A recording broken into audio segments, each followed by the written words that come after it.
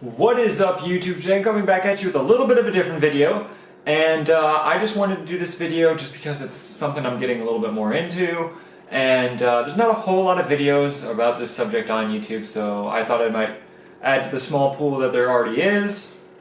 If you like this video, let me know in the comment box below. If you don't like it, then I'll probably won't make any more, but if you do, I'll continue to make more of these and do some different videos. I have a couple different ideas for videos like this.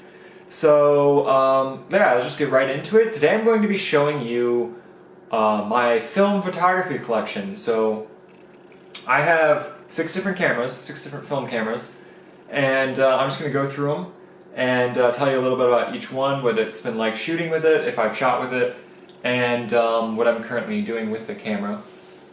I do have one last camera. I don't plan on buying any more. I'm going to stop at 7. But I do have one last camera coming in the mail.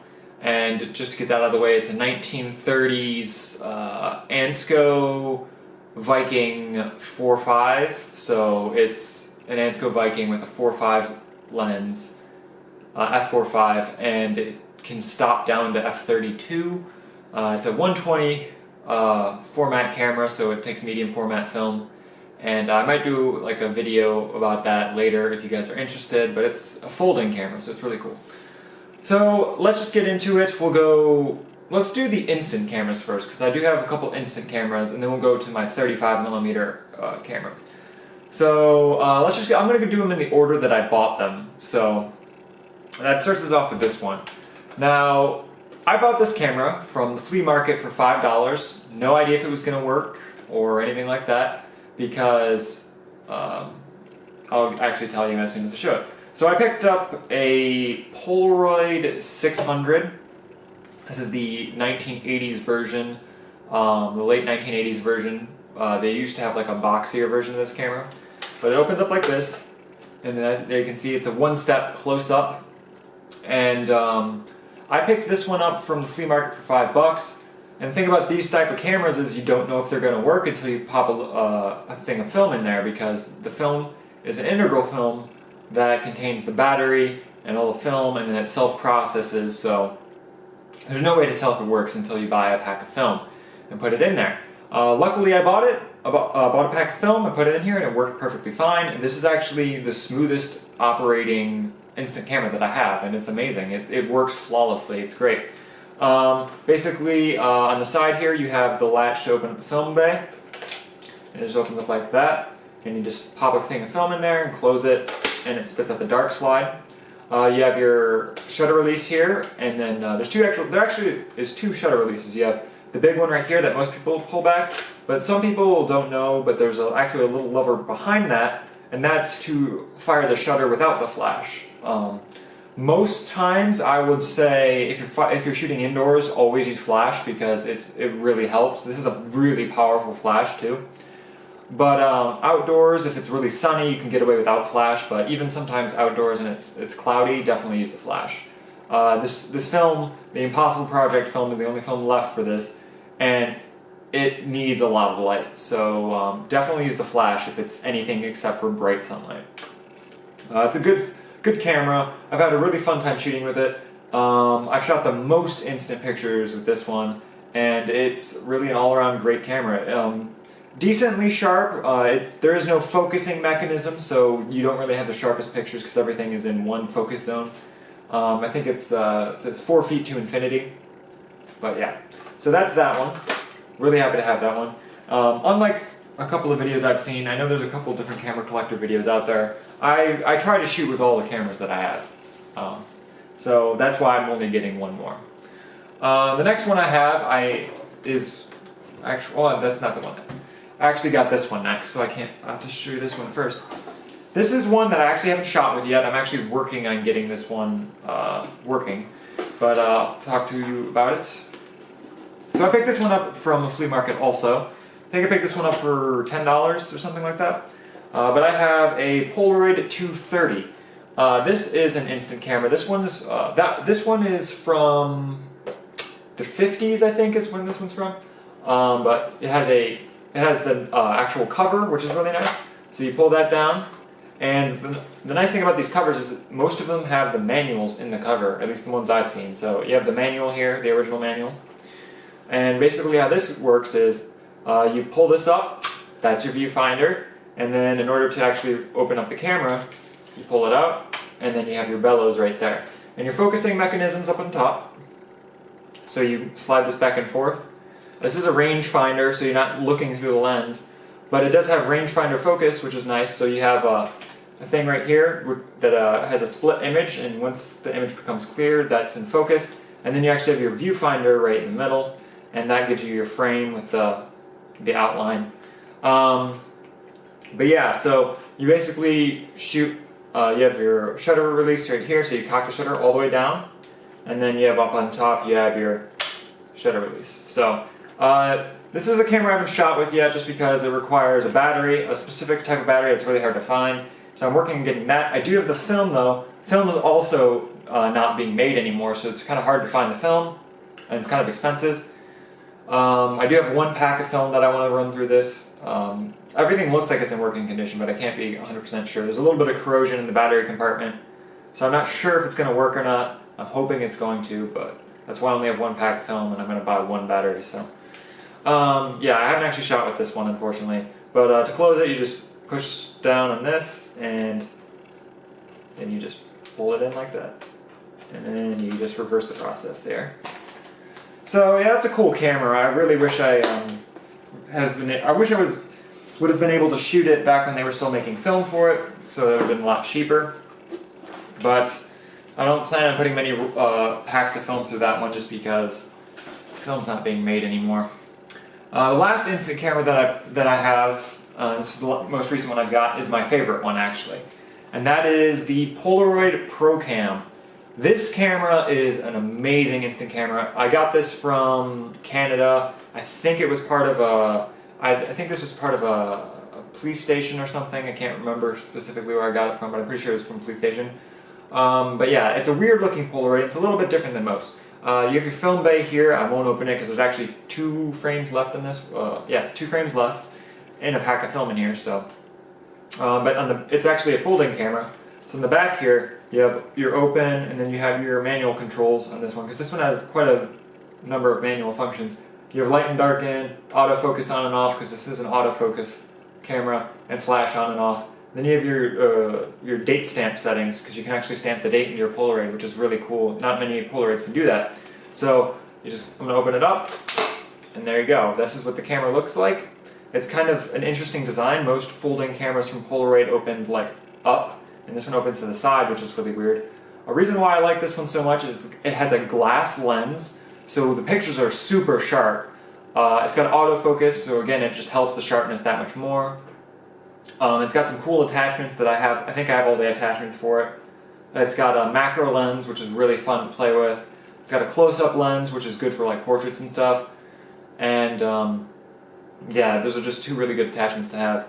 But you have your focusing there, the glass lens, and the viewfinder is kind of like off the center diagonally. It's a little weird and a little hard to get used to. I'm not a huge fan of the viewfinder in this because it's kind of finicky to look through. It's kind of like a telescope, so you have to be like dead center and looking through it.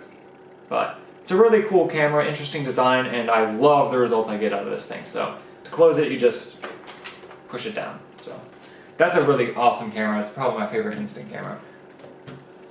Alright, so now we'll move on to the 35mm stuff that I have, and these are the cameras that I've been shooting a lot with lately, and probably going to shoot a lot more with. So I actually have one camera right now that I'm actually getting ready to take out this weekend, so that's going to be fun.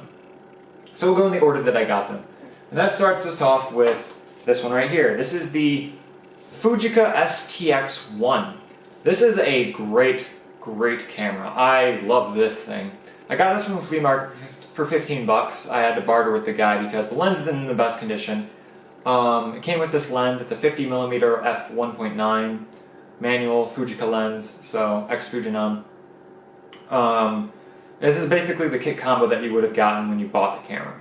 And the lens has, seen better days. It's got some blemishes on the front element. The aperture, one of the aperture blades is completely rusted. I'm not even sure how that happened because there's no fungus in there. it's just rusted, which is really weird. But all the shutter speeds work from what I've tested. The light meter works.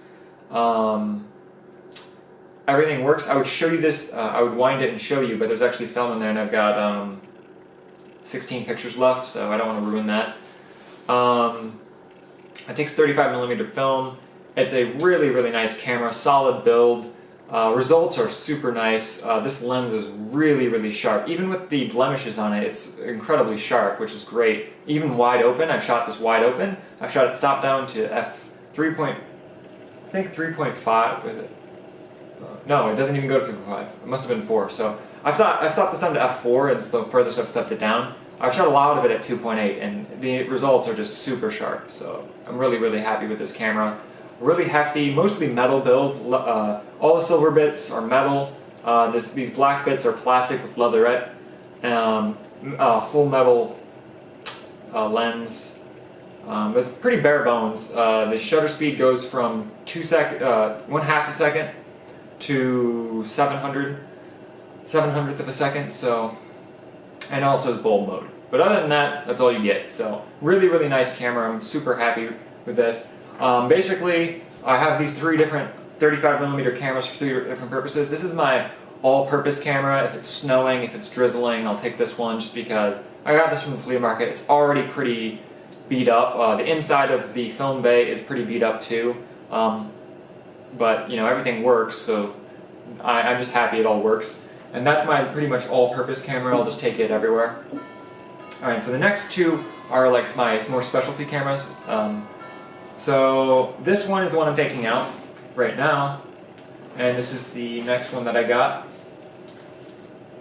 So this next one I have is a cool one. This one is actually my parents' old camera, and they didn't tell me they had this until I already bought a 35mm camera, so it's kind of weird.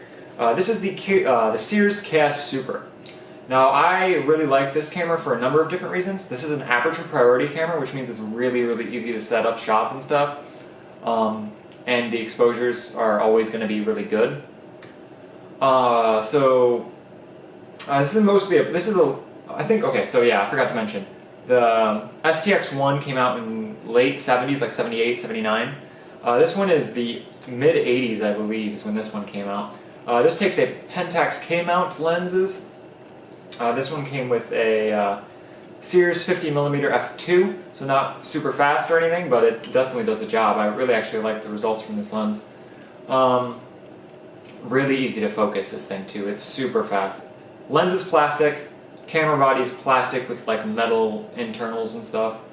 Got the leatherette finish. But you have your ASA speeds on the side here, your exposure compensation since there's no shutter speed. And then you have your shooting modes, which is L is lock, A is just your auto aperture, X is your flash sync, which is 125th of a second, I think. B is bulb mode, and then you just have your winder. So I can show you the inside of this one because there's no film in here. But you basically just pull up on this, and there's the inside. It's got a curtain shutter, a metal curtain, which is nice. That's one reason why I really like this, is because aperture priority and metal curtain shutter means the shutter's going to be pretty durable. I'll wind it real quick. So this is what it's like winding. Not super loud. And then I'll fire off a shot here. Take the lens cap off so it can meet or something. We'll set you to like 800th of a second, so we can have 1600. So we actually got something. So here's what this one sounds like. Pretty nice. It's solid sounding. This one is completely battery driven, so without the battery you won't even get it to fire. Batteries are a little weird to find. I had to order them offline, and they're like generic Chinese batteries, so I'm not sure how long they'll last, but I got 4 of them, which is nice. The results I've got from this lens are really good. They're pretty adequately sharp. You do have some vignetting and stuff. So this is a nice camera though for like action shots, since it automatically chooses the shutter speed. So I'm actually really happy with this this camera setup. I'm going to be taking this one out this weekend and shooting with it. So I have this lens, which is obviously, like I said, the Sears 50mm f2, and I also have another lens for this one, and that one is this, let me see what the actual title for this one is. It's Auto Sears 135mm f2.8 macro. So this one has macro, so basically it zooms out like this,